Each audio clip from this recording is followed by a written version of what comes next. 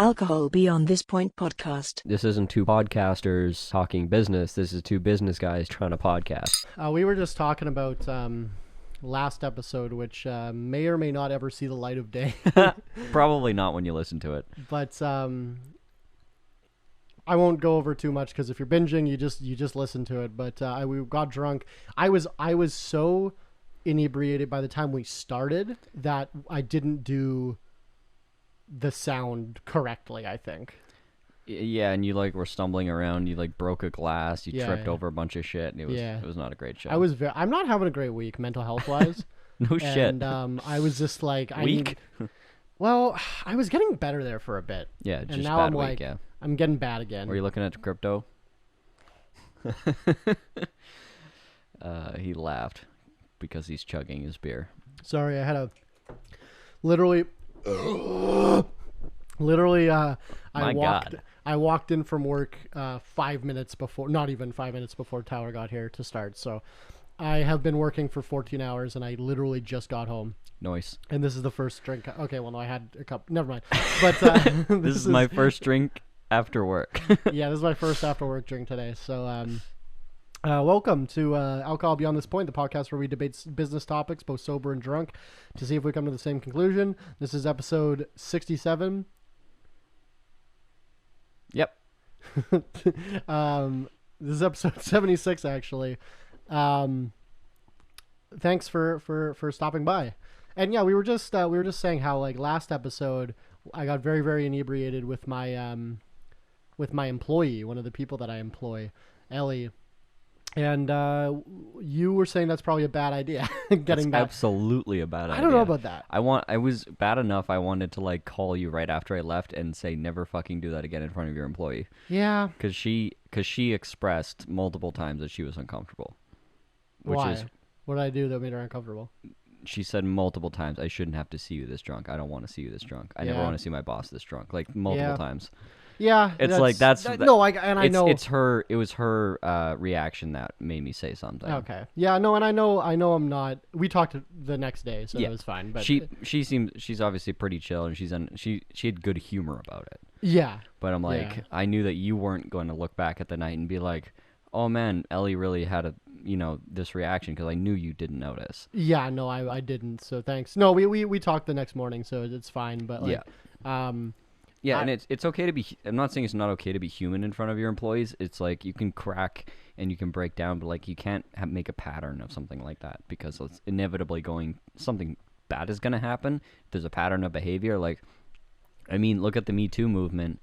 Anything that ever happens, it's based on patterns of behavior and repeat offenders. There's no unless it's an overt assault. There's no one case, it's oh, my boss got drunk this one time, or hey, he said this thing this one time, I would but never apologized. do that. I would never do something like that though. But but I'm saying just in general, people, it almost doesn't matter what it is, short of assault, obviously. Of course, yeah. That people are whatever, shit happens, because everybody fucking does stuff.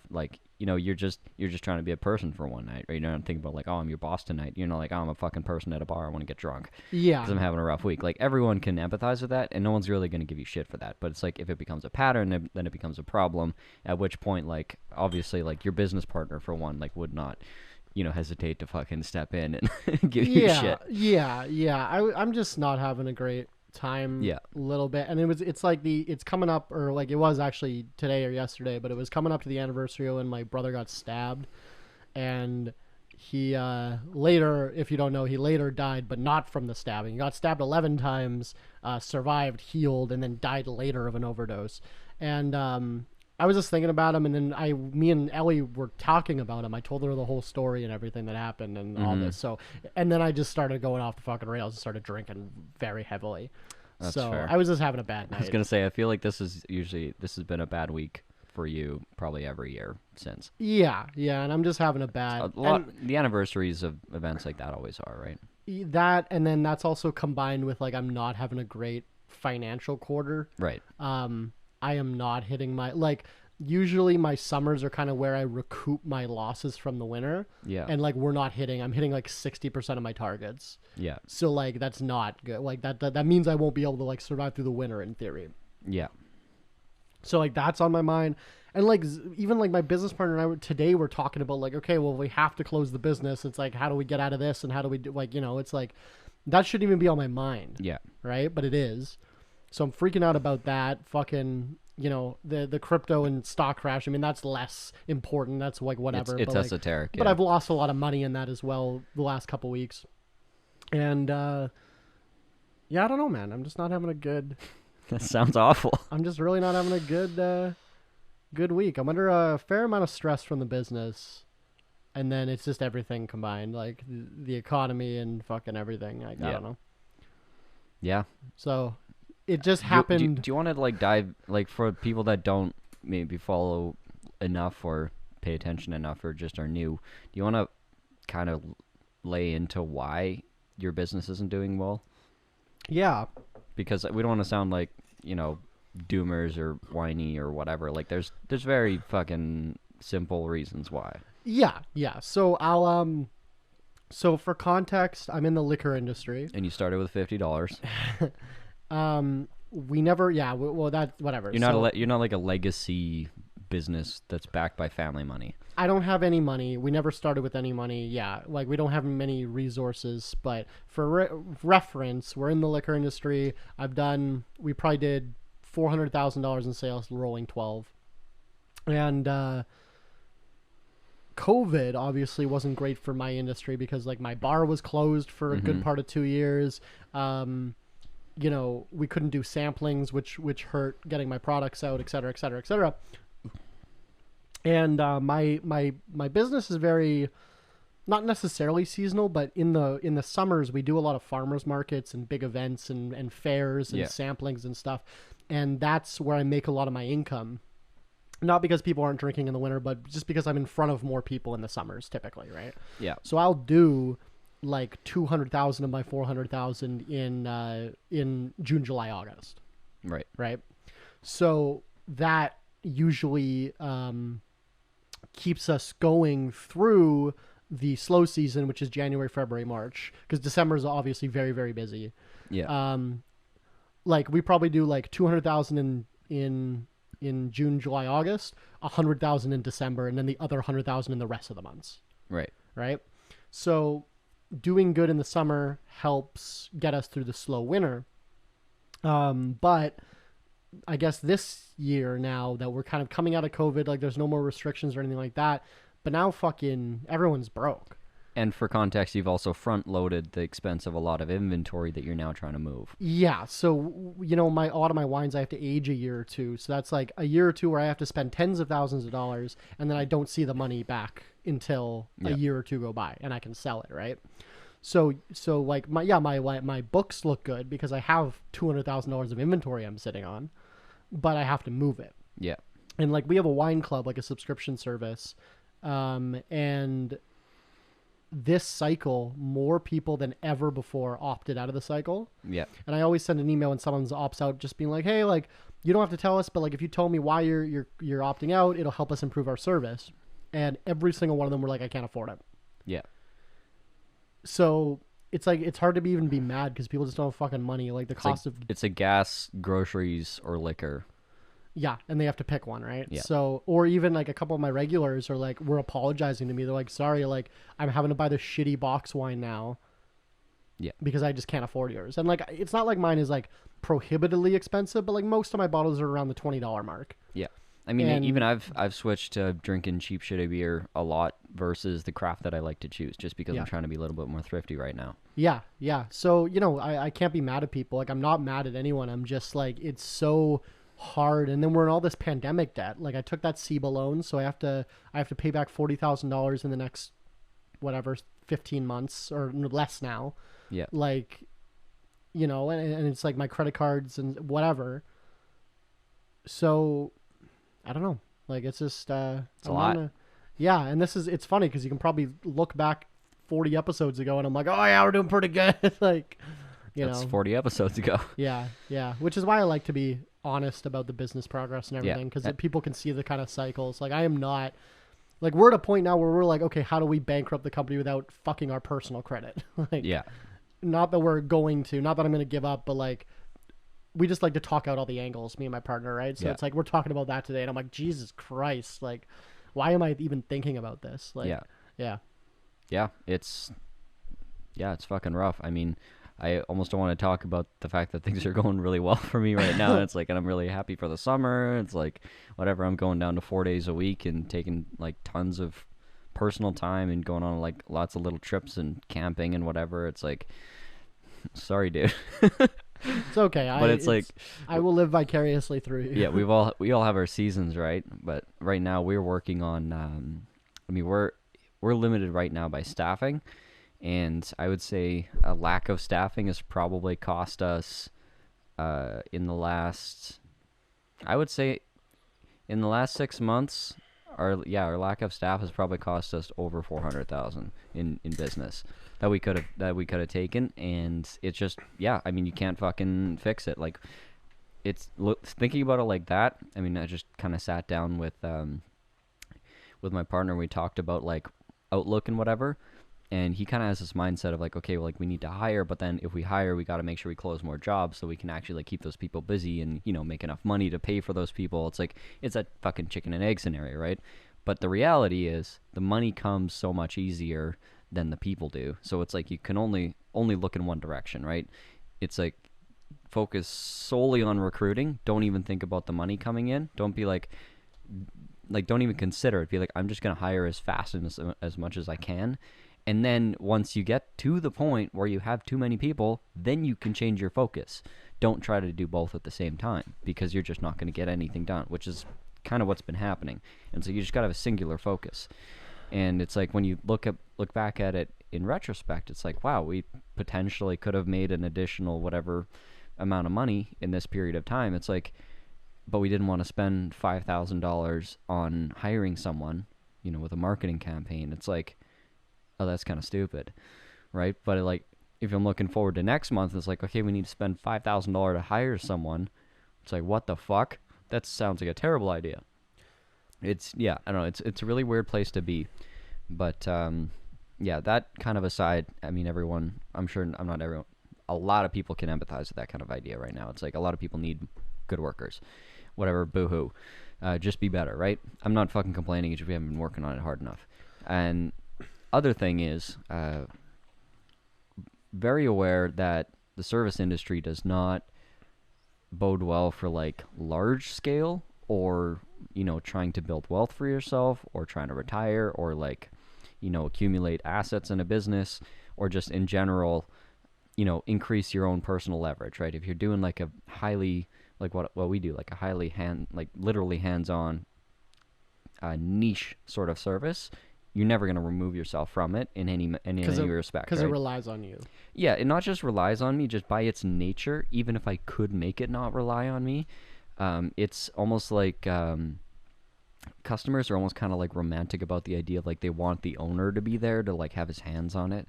Like even if it's only in spirit, like you can never be fully absent from it, and you definitely can never sell that company. Like you can sort of sell the company, but like you're going to sell it for like its annual revenue and maybe some assets. Like you're not going to get a big you're not going to get a big payday, even if you're really good. So at least this for my specific industry. So what we've been talking about is different products that we can make. And like, obviously I don't want to talk about the specific thing, but we've nailed it down to like a very specific category, a very specific thing we want to make, and roughly a timeline we're going to do it, when we're going to start it. And it's like building into something that's kind of future proofing, where it can give us a little bit of hope, because the day-to-day grind and like making as much money this year as we did last year and not scaling and having just as many people as we had last year, it's like, it's really demoralizing and being like, is this it? Is this the best I can do? Because it's like, I can't fucking retire at this trajectory, because you think that the way it is today, the way it's been going, is the way it's going to be forever. Yeah. And that's incredibly demoralizing. So it's like almost putting that little bit of like, you know, carrot and the stick scenario, where it's like we got to give ourselves a carrot in the near future, to really, really chase after, to stay interested and stay engaged. Even if it's like even if we make less money to the detriment of like the day to day, it's like we could really chase that carrot, and it could be really fun. And it gives you, if you lose that thrill of entrepreneurship, it's fucking demoralizing because most businesses that entrepreneurs start are not real sexy or fun for them. It's just how it is. Like, that's why you see these people chasing fucking preposterous dreams and bamboozling everybody because they're trying to get that rush, right? But I don't know. There's a middle ground for sure. I wish I could go back to bamboozling and chasing preposterous dreams. You absolutely still can. You know what I think the biggest problem that I did, but out of necessity, but we like when we're having good times for sales and growth, we had to invest heavily. Like I got like a second building for aging the wine, and we had to get vehicle and invest in different things. And it's like we've now, one of the biggest benefits of starting so thin like we did, like when we were 18 and we had no money, was like we could get our fucking monthly expenses down to almost nothing. Yeah. And now with 6 employees and 2 buildings and a van lease and all this shit, all these monthly expenses, we can't get our expenses down to nothing anymore. No. Like at least not with causing long-term harm. Yeah, my burn is like $9,000 a month now. Yeah. Right? Like my minimum. But like in April before the summer I spent like $40,000 in a month. Yeah. Because we got to stock up on wine and stuff, right? And because we could get rid of the second building and but then we have to cut down on our inventory by half because I don't have the space for it anymore. Yeah. Right? And it's like there's stuff we can do, but it's like nothing that's not going to hurt the business farther. Mm-hmm. You know what I was thinking the other day that like is so weird to think about is that like I only had 2 full summer seasons before COVID started. That is weird to think about. Which It feels a lot fucking longer I feel than like I've that. been doing this fucking forever. Yeah. But I was talking about it to my friend the other day and he does markets, and we were trying to like work out the timeline of like the one market we're at that he helps run. And then I'm like, no, that can't be right. I would have done this for more than 2 summers before COVID. No. Like. Wild. Yeah. Because remember, we didn't get, like, 2017 was illegal still to sell at farmers markets. We got that changed in 2018. So we did, like, that summer, 2019, and then it was COVID.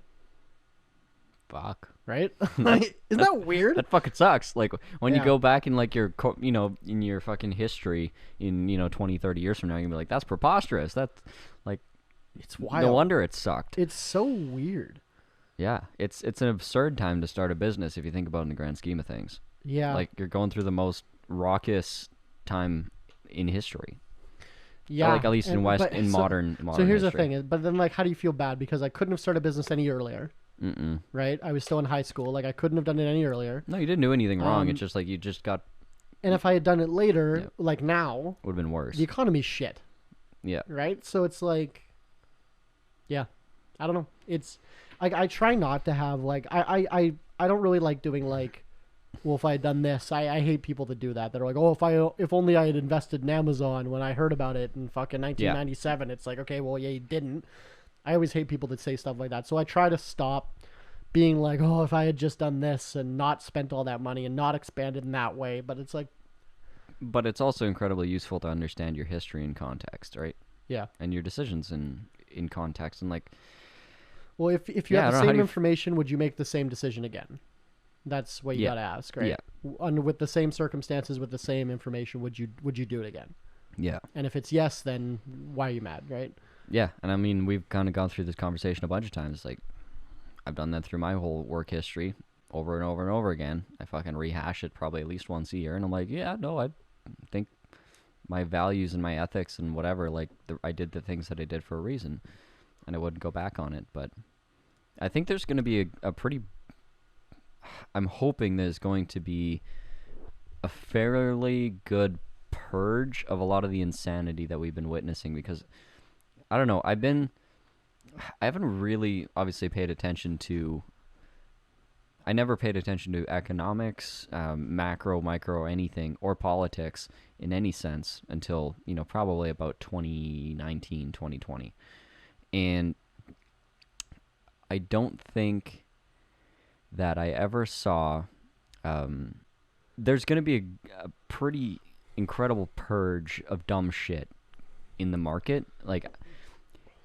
when I started really paying attention to economics, like as an uninitiated, inexperienced, pretty young person, and also uneducated in an official sense, right? I was looking at, and I was listening to, the stock market and just general economic geniuses or experts, and they're just talking about this crazy bull market. And it's like, they're just going up. The stocks are going up. Oh, their new records up. We're up, we're up, we're up. And you just hear this for long enough, and you're like, Jesus, where does this lead? You're like, can, like, Peloton really go this high? Like, so think about it functionally. Like, companies are being valued at, like, I used to think that being valued at, like, 10x your valuation, like 10x 10x annual gross revenue. Yeah, 10x annual revenue was like, that's crazy. That's right? insane, yeah. Do you know what? No, these companies are 100 times or like, more. Like companies like Tesla, yeah, they're insane. But like, don't quote me on the exact, but like the big FANG stocks, the big tech stocks, are between like 35 and 45%. 30x times annual. Wild. Yeah. And they're like, this is just anything below 35x is considered like a pretty good deal on these stocks. And I'm like, what fucking universe Because in says that this company is going to be worth this much in 35 years? Most of these companies won't exist in 10. Because like I was told by a business actuator one time that in my industry it's like 3x gross revenue for a manufacturing business. Right. And that's because I'm asset heavy. Like we have a lot of inventory, we have a lot of equipment, and I'm worth like 3 times my gross revenue. Right. And if you had like maybe a different type of winery where you had like much longer term products and like you were more entrenched, you had a big brand, like that might stretch to like 5, 6, 7x. Depends how big the brand is. 35 is fucking ridiculous. Yeah, 30, like we're talking, like I said, 10 seemed crazy. But I guess you're like, the stock's worth what someone will pay for it. Right? Exactly. That's what it is now. Yeah. It's not rooted in any fundamentals. Well, and most of the experts have been talking about a correction for a long fucking time. Exactly. Here it is, baby. Yeah, here's the fucking correction. Let's ride it. And like same with crypto, right? I mean, I was hearing people calling $25,000 Bitcoin like 7 months ago, and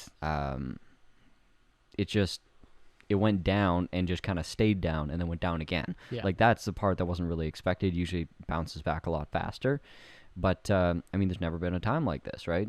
So yeah, it's a weird fucking time. Like I'm still confident that obviously crypto will probably have an insane surge. There'll be something that happens. There'll be some change in sentiment. Like I don't think this is the death of crypto. They say that every fucking time. Here's what's happening is that Biden looks like he's pushing through these crypto regulation bills.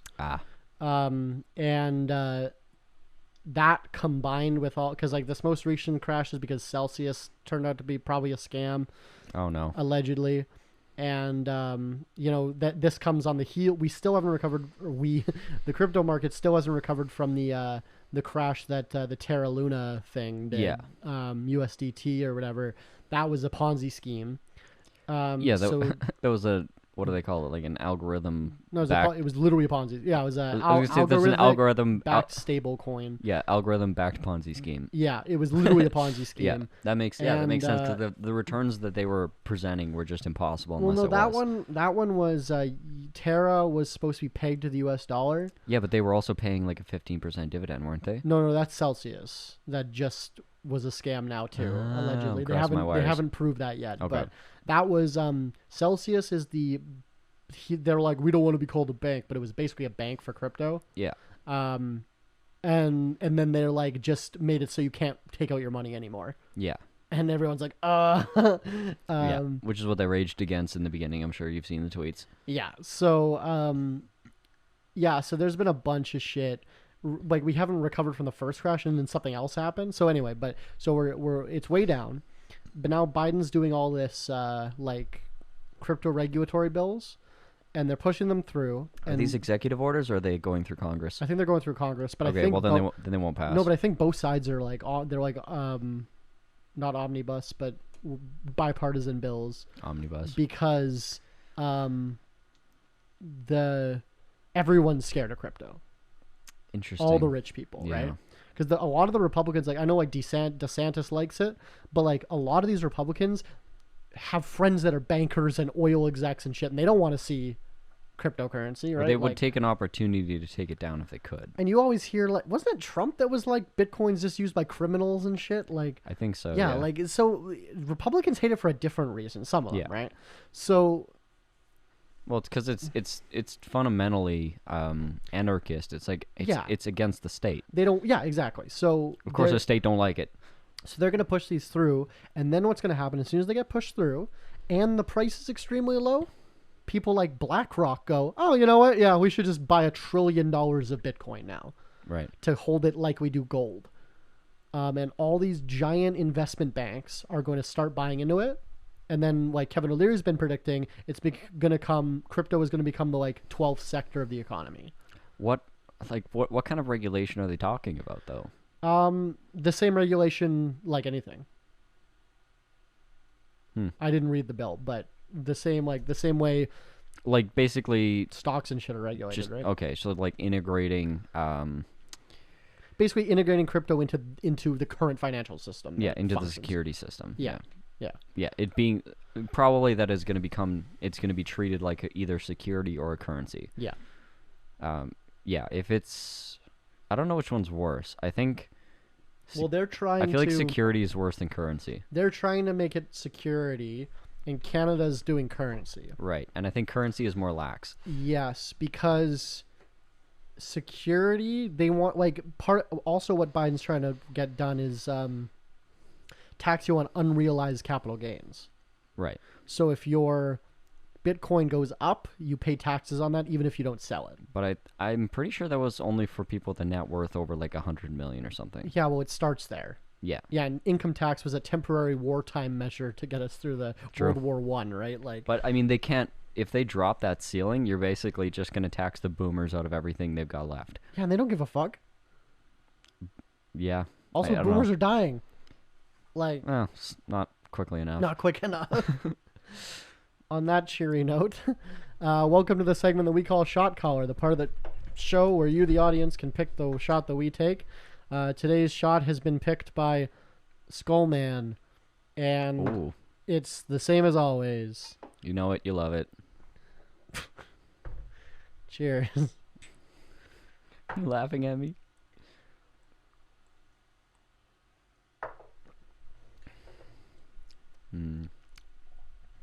That's nice.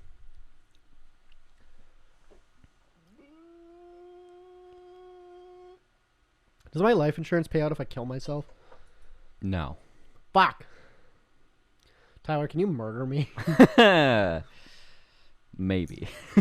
There's here's a deep pull in the Shivering Isles expansion to the Elder Scrolls 4 Oblivion. Wow, deep cut. There's you're in this in the Shivering Isles, aptly named, is like this. It's the Daedric realm of madness, and everything's just fucking batshit insane because it's ran by this guy named Sheogorath, who's a Daedric Prince of Madness, and he's just fucking like, you do like a quest for him, then you come back and he's like, cheese for everyone. Wait, nope, scratch that. Cheese for no one.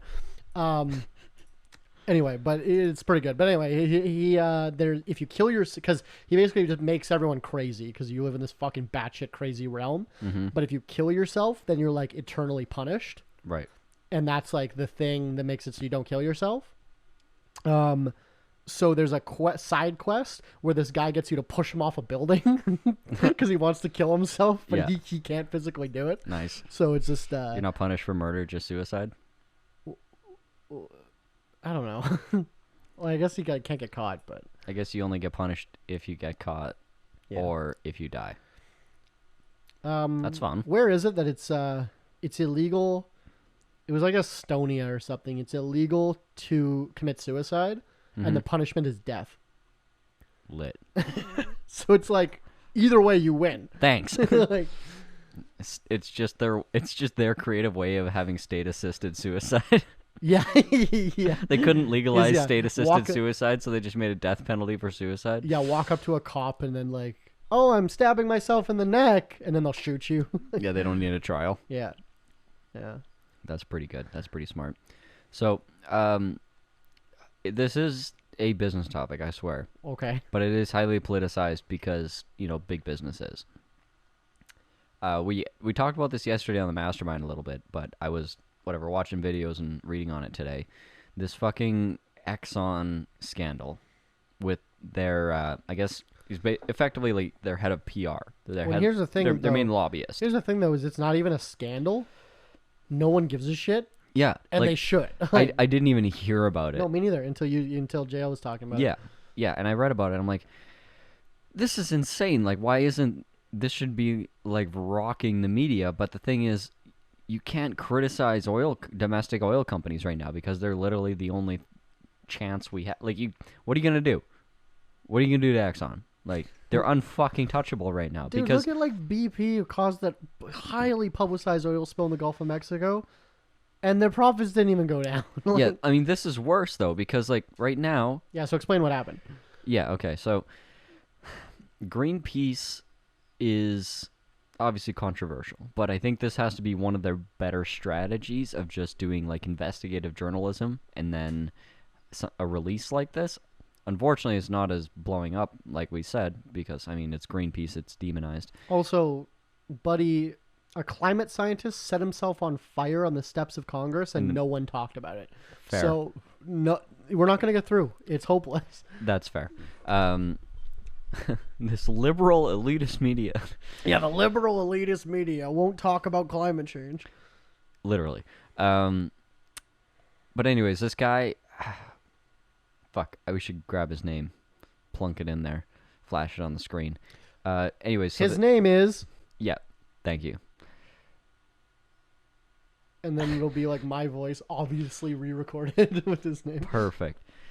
So, head PR guy, colloquially the main lobbyist motherfucker for Exxon. So, tons of money behind him, and obviously he's very good at his job. So... he was, I guess, hoodwinked, bamboozled, into flabbergasted. Yeah, I think hoodwinked is the best explanation of it. He was bamboozled. I think he was bamboozled. He was bamboozled. So Greenpeace did like a long con and basically convinced this guy that he was interviewing for a PR firm that was working for basically like a Saudi oil company. They didn't say, but it was supposed to be Saudi Aramco. Yeah, Aramco. They said, but they're like an unnamed Saudi Arabian oil company firm. Wink, like yeah, all those Saudi Arabian oil companies that are massive and would. Saudi Aramco is the most valuable company in the world now. Yeah, no, I know, it's crazy. Every single person in the world has an iPhone in their fucking pocket. And Saudi Aramco blows past Apple in value. Yeah, because they look at their stock and like how much stock they sold and what it's worth. That's also less than 1% of their company. Also, you have to... I heard, like, if you actually put in the context of like how much the Saudis, the royal family that is worth, like that they don't tell anybody. Yeah. Like if you count the gold and shit they have, yeah, it's like immeasurable. Like hundreds of trillions of dollars. It's like Vatican level. Like literally. Like and same with Putin. It's like the wealth that these people have but they just don't tell you about it, right? Like yeah. Anyway, so anyway, this guy got fucking hoodwinked. Think he was interviewing to do to get paid big money to do a PR campaign. And so he in 60 minutes, effectively confesses to all the sins of Exxon and things that he's done. And to basically cut to the end, no, he does not get fired. No, Exxon does not apologize. Exxon basically just pulls the Shaggy defense and says, it wasn't me. It wasn't me. They caught him on camera. They caught me selling oil. It wasn't me. Literally. So they pulled the Shaggy defense. They said it wasn't me, and that was it. That's it. I guess it wasn't you. It's fine. You're not liable. But they didn't fucking fire the guy. Like, if they said his views do not reflect the views of Exxon. We haven't said what he did. So the crimes of Exxon, I mean, everyone's familiar with the general idea, the quote-unquote conspiracy theories, where when climate science began to get some traction, they came out and disputed it. They said, no, that's not true. And he's on camera, this guy, Greenpeace released this, he's on camera in this interview being like, oh yeah, we pay billions of dollars to basically like to shadow groups that would counter this information. Like pay like scientists in quotations or actual scientists that are willing to sell out to like disprove climate change and shit. Or at least create reasonable doubt. All the information that's like disputing climate change is like paid up by shadow groups paid by Exxon, basically. Yeah, it could be movies, it could be Ben Shapiro, it could be name a fucking thing, name a person, it could be CNN, it could be NBC, like it could be anybody. They're spending so much money they can get anybody to say fucking anything. Here's a good one. Someone just that new Top Gun movie that came out. Yeah. Someone filed a FOIA request to see if the CIA was involved. Yeah. They were, obviously. Yeah. It says it in the credits. Nice. That they were involved. They always are. And this guy spent a bunch of effort like going through a FOIA request. It's in the credits. It's just in the credits of the movie. They just he's like, aha, and it's like, yeah, special thanks to the Central Intelligence Agency for consulting. It's like, yeah, it was right there. U.S. military and CIA gets final edit permission on any movie that involves theoretical or movie. Like U.S. military, anything. They help in exchange for free use of military assets. Yeah, they help. There's U.S. military generals or retired or whatever in the offices when they make Call of Duty. Yeah, to ask them how like shit would go down and shit. Same it's thing. Fucking insane. Same thing. Yeah. I always makes tell the this games story. better, but it also makes them excellent propaganda. I think I've said this story 40 times, but I always say it when this comes up. I went to school with a kid. He was a year younger than me. He was a competitive Call of Duty player, and he joined the Canadian military on his 18th birthday. Yeah.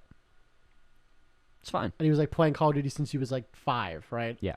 Yeah. Fucking, I don't know about that. Fantastic. Yeah. So yeah, this Exxon lobbyist confesses to funding shadow groups to basically counter scientific evidence that was coming out about climate change and carbon emissions and how oil companies were complicit and then eventually complicit in covering it up. And then he goes on to brag about his political influence. And he name drops, as you do when you're trying to get a job and get paid a fuck ton of money. He name drops all the senators that he speaks to on a regular basis, has influence over, and has on speed dial. He says, we speak to Joe Manchin's office on a weekly basis. He's like, we look to the ones that are weak, the ones that are up for election, the ones that are, close to the center and easy to push, ones that are up for re-election, in 22. He's like, the 27 class we don't pay attention to because they don't have a lot of pressure on them for re-election.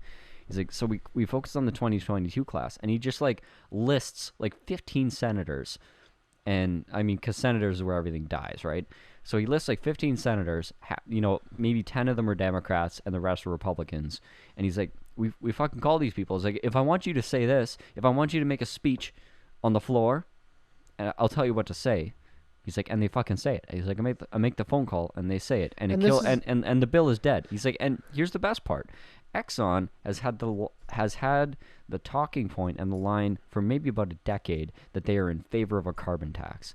And you're like, wow, look at Exxon. They want a carbon tax. They want, ecological responsibility for the company. He's like, it's fucking cheap cannon fodder because we know for a fact, and he also says this, which I think will be great for all his politician friends. He's like, these stupid politicians, these idiotic politicians are so fucking partisan, they'll never cross the aisle. He's like, you'll never get 60 votes to pass anything like that anyways. He's like, we can say whatever we want. It doesn't cost us anything. We get the good PR, but I know nothing's ever going to happen because I'm going to make sure that it never happens. And because remember, he thinks he's talking to a Saudi Arabian oil company that's trying to break into America. Yeah. So he's being like, oh yeah, these Americans are idiots. Yeah. But he's saying the quiet part out loud. And then this goes public, and nothing happens. And Exxon doesn't deny anything he says. You know what? Exxon doesn't even release a statement. They tweet. Yeah, they tweeted it. This guy doesn't represent You hired him to represent you. He's the PR guy. He doesn't represent our views. Yeah. Oh my. And then the best part, they don't fire him. No. Because you know what? I bet this kind of guy, this motherfucker, the guy that's good at this business, I bet you he's got so much fucking dirt on the board and the CEO they can't fire him. Well, and you without know what? nuking themselves. You know what's going to happen now is that an actual Saudi Arabian oil company is going to watch this Greenpeace piece and be like, "Oh man, actually, this guy seems pretty good." Like, and then he's going to get the job anyway. He's going to get the job anyway. Yeah. Yeah. Thanks, Greenpeace. Yeah. So, what do you think about like oil's weird? Oil's a weird one because it's a natural resource that should be nationalized, and in many cases, I don't think I believe that. But okay, so you don't think that if there's oil found in the ground in your province, you don't think that everyone should benefit from it, or should just a handful of people that have billions of dollars should be able to benefit from it because they can harvest it and sell it? Like, why shouldn't that benefit everyone on the land? If it's from the land, it should benefit the land. It's a fucking basic idea. Like, why doesn't it go to, like, subsidize our energy cost? It could go to subsidize something else. Like, the idea of nationalizing something is, like, it could be managed and run and extracted, and all that can be privatized. Yeah. But, like, there can just be, like, a top-line rip, just like they do with your like fucking... a dairy board kind of thing? What do they do to your alcohol? Yeah, well, that's criminal, the amount they take. Right, so why don't they do that to oil? Okay. Because there's no skill involved. There's no entrepreneurship involved, really. I don't know about that, but I don't know when you became a communist, but... it's not a fucking communist idea. It's like, it's you can have a capitalist country and model and still have a nationalized natural resources. Here's my capitalist reason why I don't really support the oil industry is because Warren Buffett says don't invest in a company that you don't think will be here in 100 years. Sure. And oil will certainly not be here in 100 years. Yeah, because everyone's dead. We're all dead, and it's a finite resource. Sure. I don't know why I would invest in a finite resource. But the existential damage is going to come before the resource runs out. No, I thought we're going to run out by like 2100. No. I'm pretty sure. They say that every year. Like, no, it just the goalpost gets moved because they find new deposits, I guess. No, they don't find new deposits. They know where they are. Oh, it's they don't want us to panic. The price is not high enough to justify the exploration of it, or the technology doesn't exist yet for the extraction of it. Like, there's eventually, a bunch in the Arctic and shit. Eventually, yeah, there's a whatever. It's somewhere where it's just too expensive to get, or it's on a fucking asteroid that they just need to like push into our orbit to harvest from. Like, name a thing. Like, if there is a price, they will find a way. Like, it's not going to run out. I just don't understand. They'll have to be made to stop. They have computers that ran on petrol. Nice. There's these like gear, or they're not computers, but like early, I think they were like calculate. I don't know what they were. I remember watching a YouTube video. Turing machines? Something like that ran on like burning fuel. Yeah. Yeah, they're mechanical machines. Yeah. Yeah, well, we saw one the other day when we were at my cabin. That kind of thing. What's that thing? We saw it at the golf course. Remember? And I thought it was a asphalt thing, and you're like, no, it's this thing. Oh, a thresher. Yeah. Does that run on petrol? No, steam. Or what? I guess wood and coal. That's cool. But okay, whatever. But there's a lot of machines that now we have modern versions that we can plug into the wall. Mm-hmm. Why don't those still run on petrol? Because it's fucking just a better idea to have them plug it in the wall. Yeah. Like, say what you want about like lithium ion batteries, like that's worse for the environment than getting oil. No, it's not. It's just not. It's bad, but it's not the same. And it's, I don't know, man. It's like someone today I saw in some city in Canada is upping they're starting a municipal rebate for buying electric cars because each province has one, and the feds have one. But so the city was like, oh, we're gonna, you buy an electric car, we'll give you $1,000 back or whatever, right? Yeah. And a bunch of the comments were like, or conservatives being like, oh, these fucking liberals, whatever. And then one guy was like, no thanks. Like, it's way worse for the environment to have a Tesla because then I have to replace the battery 20 times in the lifetime of a car. Yeah. And I looked it up, and it's like you have to replace the battery like 3 times. Yeah. In the lifetime of a car. And all those materials can be recycled and reconstituted. But it's like, why does this guy think it's 20? That's ridiculous. What, once a year you have to get a new battery? Yeah. That's not how that works. He's never fucking looked it up. Also, how many times do you have to fucking replace your battery in your car? In your gas car? And they're also talking about batteries that potentially will never have to be replaced and will have the longevity. I mean, this is something, again, that's being ruined by the fucking... I hate to say it, the fucking capitalist incentive around batteries is like planned obsolescence, right? There's concepts of batteries that would last so long that they would have to design it in a manner. You'd have to replace the car around the battery. Replace the phone around the battery and shit. Or replace the phone around the battery. That, yeah. And like you could use the same battery in your car and your house and your cabin and like whatever. You could take the same battery and plug it into everything because it's got a 120-year lifespan. See, I'm a capitalist through and through.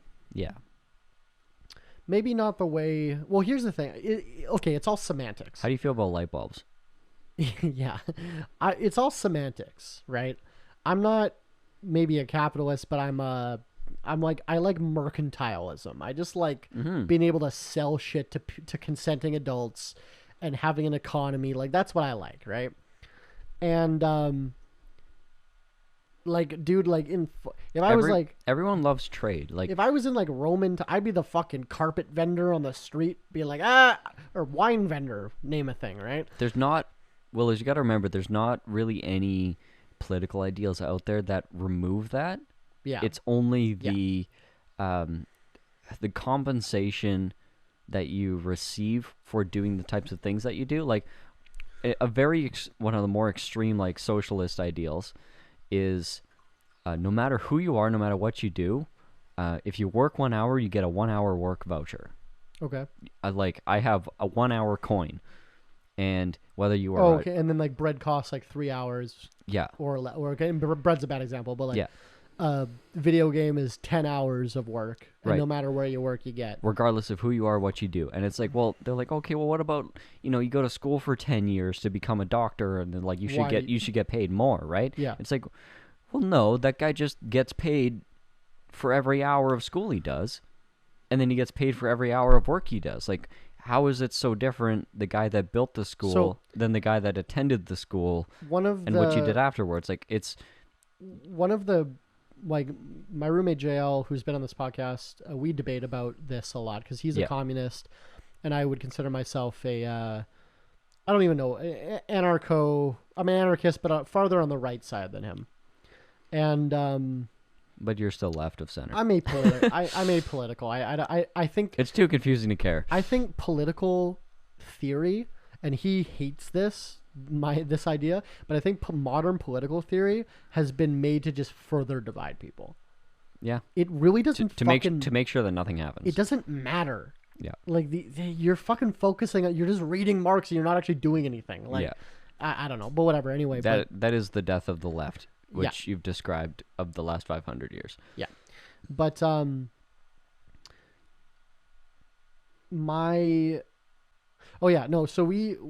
one of the things that we debate on, JL and I, is that like he doesn't think that risk should be worth anything more. Right. Shouldn't be gauged in how much, like, because that's what business owners always say, is that like, well, I took the risk, so I should get rewarded for that. Yeah. And he doesn't think that should be a thing.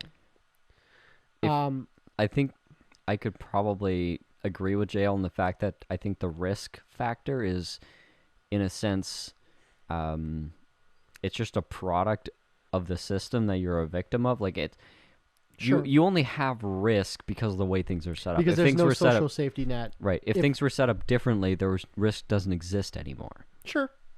I can definitely empathize with that, but like, I also like to be practical and talk about the system that we live in. Yeah. Not some fucking ideal fairy jail world. Well, I mean, it's not a fairy jail world. It's happened. It's been done. But the problem is, every time it's been done, they get fucking crushed by the militant right, by the militant capitalists, the militant overlords, the name of thing.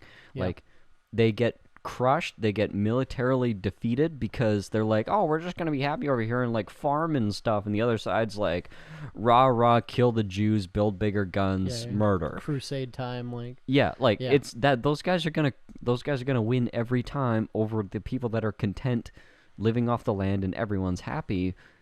Every time they're going to get crushed by a fascist regime. Like, that's just how it works. That's just fucking economics. Like, the story of, like, Rome versus, God, why can I never remember? That's why we shouldn't drink and try to recite history. So, Rome went to... This podcast is going to be so much better when we have Jamie to... True. To fucking fact check us. So, Rome invades its neighbor. It Gaul? starts with a C. Istanbul? No. Constantinople? No. Carthage? Yes. Got Fuck. Willows knows everything. So they invade Carthage, and Carthage is like a mercantile city, and they have trade routes that go all the way up into like modern day UK. And they're just like this gigantic like libertarian mercantile city. My dream. Like one of the biggest cities of humanity to date. And then their next door neighbors, roughly the equivalent distance between like San Francisco and LA, about 400 miles, was Rome, in the capital, and they were basically an infantry that would go and wreck shit, and then take their shit, and then keep their shit, and that was the Empire of Rome, right? So they basically manufactured a war against Carthage, and they're like, I guess in street terms, it's like, if you don't fight us, you a bitch. Street terms. If you don't fight us, you a bitch. And Carthage is like, I guess I'm not a bitch. So, and then they got invaded, and Carthage was destroyed, and and Rome took over. Like, what? It's not that Rome was better than Carthage. They were roughly the same size. Their quote unquote GDP, whatever. The difference was one was militant, and the other was focused on building cool shit, trading, doing business, and just growing this really complex, incredible, amazing society. And they got fucking crushed by the militant authoritarians. And that's what we're currently experiencing. Is like purist capitalists like yourself cannot exist because what will win every time is the people that are willing to use force or extortion or money or dirty politics, dirty money, like dark money, name a fucking thing, to get their way, are going to push you back and stomp you down because which is why you're not willing to go there. Which is why I'm not a capitalist by like the current definite. Like, okay, so here's the thing: is that maybe when I was younger, not even younger, but a couple of years ago, I didn't understand the history. Jail really helped me kind of educate myself on the history of a lot of these political philosophies. Yeah. And what I want isn't this pure, because like I always said, capitalism isn't the same as corporatism. Right. Where like what we live in is this cronyism. Like cronyism is like when the government interferes with business in ways that make it favorable. So like bailing out the big banks and shit like that. Corporations are the new monarchs. So that's cronyism. And then corporatism is when like giant monopoly corporations do the same thing. Right. But I guess when you actually read theory, it's kind of like, okay, like capitalism is just a stepping, like it inevitably ends in these monopolies. Right. Because it's consolidation. It's and I don't necessarily believe that. I think that there is always going to be the better mousetrap person that comes out. Like, think about the monopoly that Blockbuster had. Right. And then Netflix fucked them up. And now Netflix has had their third down quarter in a row. Right. And they're getting destroyed by other people. Like, you know what I mean? Like, I think that... Well, Netflix has third down quarter because they don't... Like, this is another criticism of capital markets. Netflix is down because they're not growing anymore. Their new user growth is down. Their actual user volume is not down. Their actual output and their income, whatever, is not fucking down. It's their growth has slowed, so their 37x has turned into a 31x because they're no longer exponentially and then their growing. Stock price tanks because of that. Right. No, that's what I'm saying. The stock price went from a 37 to a 31. Yeah. Which looks bigger. It was like a 50% drop. Their stock. Oh yeah. So it went 37 to a fucking 16. Whatever. Name it. Yeah. Yeah. So experience a slow in growth. They didn't experience a slowdown. They didn't experience a loss. It's the tapering off of their upward trajectory. And if you are punished the second you are not exponentially growing, nobody factors in the idea that maybe Netflix is ubiquitous and just about everybody that can pay for the service and wants to pay for the service does and is and will. When that tapers off and they've kind of capped, it's time to punish them. Well, how many streaming services do you pay for? One. Just Netflix? Yeah. Okay, so I pay for Netflix. Okay. I have Amazon Prime. I don't count that, My parents pay for Netflix, and I use their Netflix. Right. My corporation pays for my Disney Plus. Mm-hmm. And I have Amazon Prime that I buy just for the shipping benefits, but I do have the streaming service. There are a couple good shows on there. Yep. The Boys is Watched on there. a movie the other day. There's a couple. I always forget I have it. I forget it's a thing because I literally started buying Prime before Prime Video because I'm like, holy shit, same day delivery. It just sucks when you go on Prime and half the shit you want to see is like $20. Yeah, that's a bunch of bullshit. Yeah. Yeah. That's how I feel. But also, I just want to give a quick shout out to Cypress Hills Winery, which is what we're drinking at the moment. This was a friend of ours. She actually, I would consider her a mentor. Marie is her name. She started this winery. She's one of the first ones in Saskatchewan about 25 years ago. And it was pretty good. Yeah, and she just retired this year actually and sold the winery. Oh. So they have new ownership now. But this was made by her. But she was one of the first wineries in Saskatchewan, and we're the first winery in Manitoba. So we especially my partner asked her a lot over the years for advice and guidance, and I would say she mentored us. And we used to buy, or we still, I think last year we bought rhubarb from her and shit that she shipped over and stuff. So shout out Cypress Hills Winery. They have a great cool location in the Cypress Hills. In the buttfuck nowhere of Canada. It's I don't. Well, you've driven through there. We both have. Yeah. But it's the border between Alberta and Saskatchewan on the south side is these weird like black mountains for some reason. Yeah, it's basically Badlands. So weird. Like it's the Badlands of Canada. Yeah. Out of character for what it is. Yeah. And it's like this black soil and there's these weird hills and stuff. So and it's in there, so it's super cool. But yeah, so if you're ever in the area, or I think they ship everywhere in Canada, Cypress Hills Winery, shout out to them. We're going to take another shot here because if we ever take a shot under 40%, we have to take two. That's the rule of shot caller. Cheers.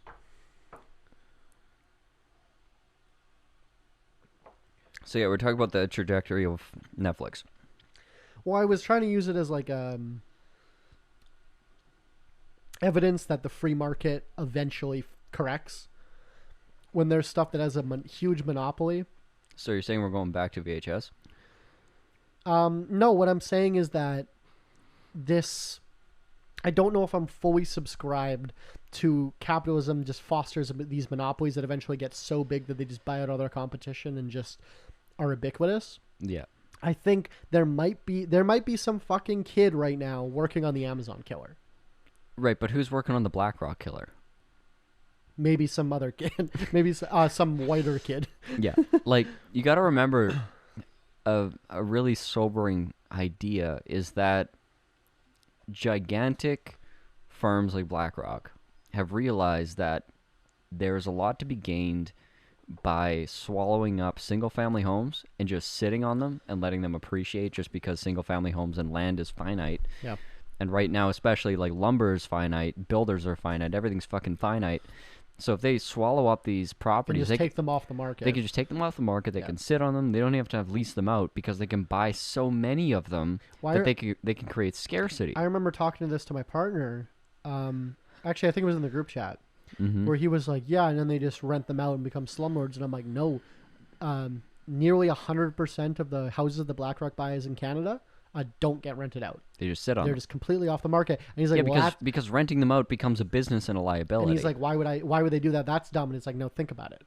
Yeah.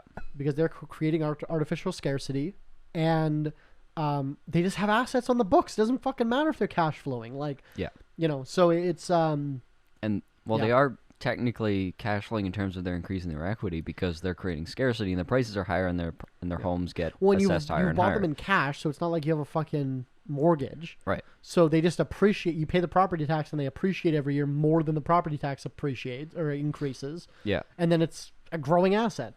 Yeah. So it's like buying gold or fucking anything else. Yeah. Like you wouldn't say, oh, you're not renting the gold out. That's a liability. Then it's like, no, it's not. Like they got wise to it. I mean, I think there's like one city in the U.S. right now that's looking at passing a law that would basically make that practice illegal. But it's so hard because the way they have to phrase the bill is that a corporation can't own a home. Well, basically, a corporation can't sit on a property and leave it vacant. Well, no, what they're gonna do is they've been talking about that forever in a bunch of places is that you pay property tax, like a use tax or whatever. Yeah. So if it's empty, you're paying like 20 times what you would pay if it's if it's not. Yeah. To the point where it's like unsustainable to have. Yeah. And then that they do that, I think, in downtown like New York and stuff. Mm-hmm. It's so you don't hold on to businesses that are just vacant. It's to cycle them. Right. They'll charge you millions. Like vacancy fees. If you have a vacant storefront. So it's like you have to get a tenant now. Otherwise, it's like you'll lose more money every month than you're gonna fucking gain saving whatever, right? And that's because New York is so fucking dense. They have to. Well, they just want to keep their they want to keep it occupied and functioning because the fact that like it's so dense and hard to get into, that in itself creates that exact problem where people could just sit on property because it would be worth so and so much to the bank. Like BlackRock could be buying up fucking Manhattan skyscrapers and leaving them empty and creating a squeeze on the Manhattan apartment whatever market and have no penalty. Like that's actually a very genius way to crack down on that exact idea. Yeah. But there has to be willpower to do it, and eventually there will be, but it's if they're spending their money, if they're spreading it out over a large enough area. Like I used to live in the same condo as one of the Artis REIT data analysts, which is one of the largest real estate investment firms in Canada, but it's based here in Winnipeg. Excess of $100 billion in assets. They own, I think it was like 10% of commercial buildings in Winnipeg are owned by Artis. Yeah. I have a bunch of their stock doing very well. They always do and well. High dividend. Yeah. Because Zach's stepmother was the CFO. Yeah. And I can't say too much, is currently involved in a wrongful termination suit. And so I won't say anymore. And yeah, one of my friends just married into the family. Like it's fucking small town, big business, but yeah, they're worth excess of $100 billion. And I lived in the same condo as one of their data analysts, and we talked because everyone else in the condominium was over 65 except for like us.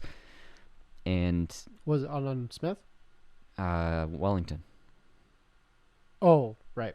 So we would just like meet up in we meet up in the sauna at just like random nights. Yeah, Tyler lived in a like one of the nicest places for a bit there because his boss, who's a multimillionaire, was traveling all the time. And he's like, "Look after my house. Here's the keys." Flicked him at him and left for like 6 months. Well, I paid rent there. Did you? Yeah. He's like, "What do you pay rent now?" And I told him, and he's like, right, and he's like, "Okay, that's your rent." I just remember it was like, I remember pulling up and the doorman already had like the door open before I stopped the vehicle. And I'm like, "Where the fuck did you come from?" And he's like, "Parking underground," like whatever. Like, he called me, "Yes, sir," "No, sir," like whatever. And for me, like if I show up drunk in a taxi, he'd like the doorman would come up, open the door, unbuckle my seatbelt, and like lift my ass out of the car, taxi. And like, you know, maybe even fucking pay the taxi driver and drag my ass to my room. Like it was awesome. Well, it was like it was great. It was really awkward, but it was great. The guy took the car underground, and then I walked inside. 2 seconds later, the same guy's behind the desk. Yeah. It's like, how'd you get there? Hey, sir. They'll call the elevator for you. They'll bring bring your car up for you, warm it up, fucking bring your groceries around. Like, know when you're leaving your door, and then have it like ready, warm already for you. Like, full valet. I remember we were drinking there one time. Stefan's dead, so it doesn't matter. And when I popped a champagne cork, do you remember this? Yeah. And I dented the ceiling. Yeah. And you could see where it was like, I don't know, how was that not like stone? It was like, It was just stuck. It was just like a plaster. it was like drop ceiling, It was right? plaster ceiling. And It was a limestone building. I had shaken up the champagne a little bit by accident because I was drunk, and I have it on video. Yeah. And I popped the cork and it dented the ceiling with the metal piece that was on top of it. And, amazing. In like this like $10 billion fucking apartment. Like, that was For funny. Winnipeg, it was 10 billion. True. Yeah. So that was fun. Anyways, But, where were we going with that? You were having sex in a sauna with a bunch of 65-year-old men. Oh, yeah, that time. No. Anyways, this artist REIT analyst was talking about how they look at, like, they obviously get access to whatever data they want. They're, like, being in a corporation that can just pay for real estate data was a mind fuck. It's like, this stuff is just available? So I bought Airbnb data, I've bought city data, I've bought county data, I've bought state data. Well, especially in America, everything's public for some reason. Well, I just named all things that are American. Yeah, because here... County, state, city. Here it's a lot... Yeah, cities are only in America. Here it's a lot harder to get that information, if I recall. But in America, you can pay like $5 and get like a bunch of... Yeah, to a degree, yeah. And then, like, I think it's about $100 a city, and you can get in-depth, like, short-term rental data. And they just, like, scrape it from, like, Airbnb or VRBO and shit like that. So I've been in those databases, had them searchable, where you can look by, by area, by address, by person. Ridiculous. It feels incredibly invasive. But it's great because, like, you can make so many decisions based on that. So this guy, that was his entire job, was just analyzing data like that. So a corporation like that can look at the city of Winnipeg, say, here, this is their rate of growth, and this is the current rate of, like, lumber coming into the city, and this is the number of permits pulled. So I looked at this when I was looking to start a construction company. I looked at the total residential construction value of permits pulled. Very good indicator of the construction industry. And you can look it up anywhere. And you can see the rates of it. And you can compare that to your input costs. You can compare that to number of businesses registered. You can compare that to number of whatever companies filing taxes. Name a thing. They can map all this shit out, plug it into like a machine learning system, an AI fucking system. Like, all these big companies are working towards that, and a lot of them require it. And it'll spit out, buy this many houses at this rate, at this price, and this will happen.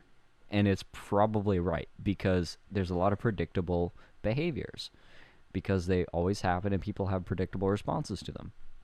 So these companies, they can go in and buy just enough that they crank the market, but not enough to cause a public response. And the second they get a little bit of backlash, they pull back a little bit, maybe liquidate some, making money along the way, because they're not paying mortgage fees, they're not paying brokerage fees, they're not paying all these different fees that the consumer pays for. They can unload a bunch of shit, ease the pressure, and then load back in. Or they go somewhere else. It doesn't make a fucking difference to them. They're not going to be touched. Like, they cannot be fucking broken by regulation, because the second one state or one city puts in a law, they'll just pull back there and they'll push somewhere else. Like, look what Uber does. Like, this shit happens to them all the time, and they just, like, pull out and they move in somewhere else. Like, they're big, they're ubiquitous, they can do whatever the fuck they want, they got name recognition. Like, there is no way to actually stop that activity. Once they get that idea in their fucking head, it's not going to stop. You're going to see housing scarcity. Like, imagine living in a neighborhood where 20% of the homes were vacant, yet the prices were just going up, up, up, up, up. That's happening in Vancouver right now. Yeah. Doesn't that make you feel like going and finding that office where those people are and just going rat-tat-tat? In Minecraft. In Minecraft, obviously. It does kind of make me feel like I want to kill them in Minecraft, but I hope they dig down and fall into lava. Obviously. Build your own house. Don't buy mine. In Minecraft, you can build houses.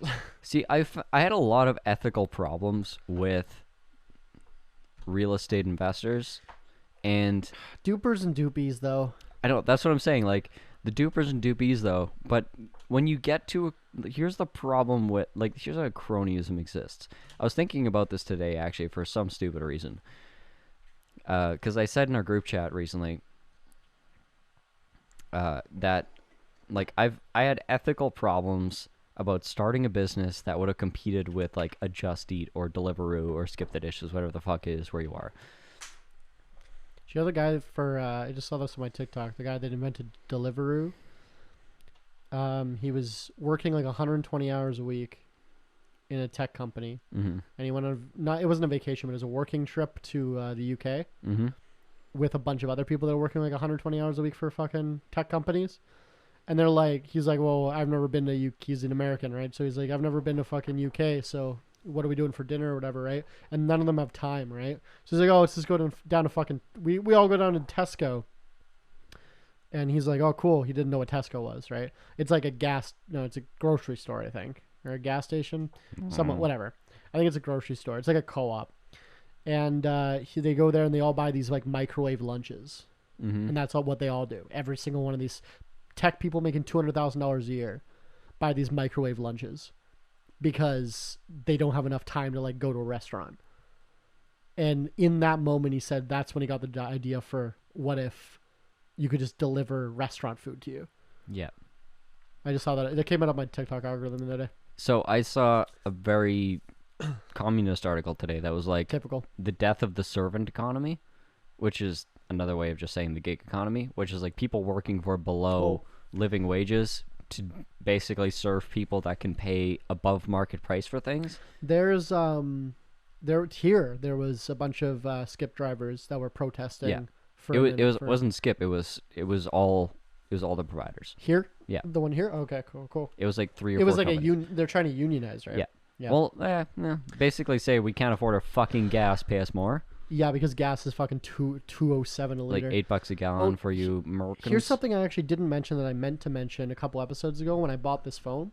Remember how I told the story how they like got robbed a bunch of times? Yeah. Here's another story. When I was in there was a little plaque on the desk that said, basically, if you got sent in here to get a phone for Skip the Dishes or Uber Eats, scan this QR code and then let us know. Because I guess they had a special plan for phones because, and then I was kind of like asking about it, and it's like I don't know how to think about this, but, and this is just fact, this isn't me being a fucking guy, is that like 70% or something close to that, over 50 for sure, of people that work for delivery companies in Winnipeg are recent immigrants. Yeah. And basically they come here, they get their, if they don't have their equivalent license, they get their equivalent license, and then they try to get a job at Skip the Dishes or Uber Eats, and they send them into Rogers to buy a phone. Yeah. Because they don't have a Canadian locked phone. Because they have to have their own phone. And they need a North American locked one. Yeah. Like one with the chip set for North America. Like my our friend Margaret, who was otherwise on the podcast, the roaming would be crazy. Well, yeah, our friend Margaret that was on the podcast has a South African phone and a Canadian phone. Right. Because you can't just switch the SIMs. It doesn't work. Yeah. It's just a brick if you switch the SIMs. So you need one for different, there's like what, I don't know what there is for cell phones, but there's 5 TV regions. Mm-hmm. Because if you buy like a Japanese NES, you can't use it on an American TV. There's different, Blu-rays too. There's different Blu-ray regions. I think with cell phones, it's IMEI numbers, like their serial numbers relevant to, I think, North America.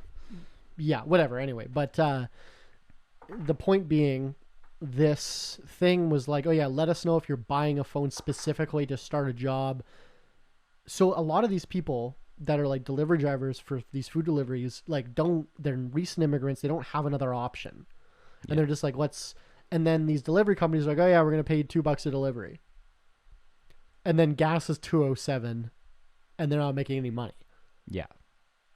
Right. Or they're making below, minimum like wage. Well below minimum. Yeah. Especially when you count in oil changes, cost of your vehicle, cost of insurance. Yeah. Yeah. And your time. Like, so here's the thing. Even as a pizza driver, I would average between 16 and 35 an hour. Yeah. after I did my vehicle expenses and, wear and tear and cost or whatever, I was driving like $1,000 car. No one thinks wear and tear though. That the average person doesn't. But I think knew about it. because I did my own fucking maintenance. You're smart. So I did my numbers and I still averaged out like barely above minimum. I'm like, this is stupid. And I was doing my own shit. Never mind driving if you're bringing it to a dealership. Yeah. So anyways, like where I was going with that train is like I couldn't justify the ethics of the business because I'm like, either you have to charge way too much to the customer, like so much that they wouldn't pay, or you have to take advantage of the workers, and it's a lot easier to take advantage of the workers than to overcharge the customers. But here's where I was going. You cycle them really fast. That's the Amazon model. Is that I pay above minimum wage at my business, and I have a bonus structure that allows them to earn significantly more than minimum wage. But your bonus structure is created in such a way where it is actually achievable and frequently is achieved. We designed it's a little bit weird this year. I'll make a judgment at the end of the summer if I'm going to change it. But because it was based on pre-COVID numbers. But we designed it specifically so they could achieve the bonuses about 50% of the time. Yeah. That was the idea. So you hit the average. And the corporate idea would have been hit 40. But the idea is if they put in more effort, they could absolutely hit it every time. Yeah. But, but it was a performance based because I am a startup, and if I had to pay people $20 an hour when I opened, I couldn't have hired anybody. No. And I've kind of come around on this, where I used to be like anti raising the minimum wage not because people don't deserve a living wage, because I personally believe, and this might get me crucified, but I personally.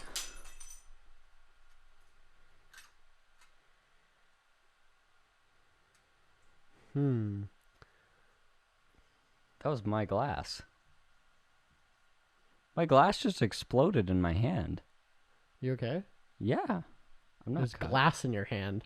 That's fine though. I'm fucking soaked with wine. I'm gonna zoom out when that happened. I was holding the glass. That like shocked both of us. Like that was. There's so much wine. Are you bleeding? Are you okay? No, I'm not. I'm not cut at all. It's just fucking wine everywhere. You're gonna need to get me a beach towel. That's wild. Highlight reel though. If you're watching the this is a crystal cognac glass. It's probably by the way. not though, right? Surely. No, now. it is. Like it's a $65 set of 4. It's so, a crystal cognac glass. If you're not watching the video version of this podcast, you're on youtube.com/votewillows. You're gonna want to.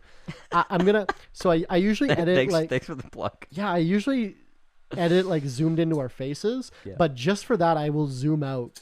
I'm soaked. He's holding this cognac glass and he squeezed it, I guess. Like I was holding it snugly. I was not using even more than 10% of my whatever grip and strength. It exploded. Like he didn't crack it down. He didn't do any, like it fucking popped. And we were both shocked. Like silence. The silence you heard was just us staring at it. And then I'm like, I'm going to reek like wine. And then he had a glass in his hand. And I'm like, dude, are you fucked? Like, are you bleeding? And he's like, nah, I'm good. And like, that was fascinating. That's so weird. It's on my ear. It's on my ear. It's on the mic. It's on his phone. Like, oh my goodness. That's so wild. What a weird thing to happen. I guess I don't know my own strength. Just this fucking skinny twink breaking cups in my hand. Oh my god, that is so... Anyway, as Tyler cleans this up, I'm just going to transfer here into our last segment that we call Tip of the Morning, which my videos keep getting copyright claimed when I use my remix of the song, so I'm going to try and remix the song to make it not get copyright claimed. But this is the segment that me and Tyler give you business or life advice that we are currently going through in business. And My tip of the week is don't worry, be happy, because everything is going to be all right. Also, I'm going to kill myself. Yeah, what's your tip of the week besides I'm not going to kill myself this week? I might kill myself. Your tip of the week, kill yourself. It's easier than living. True. The environmental savings alone.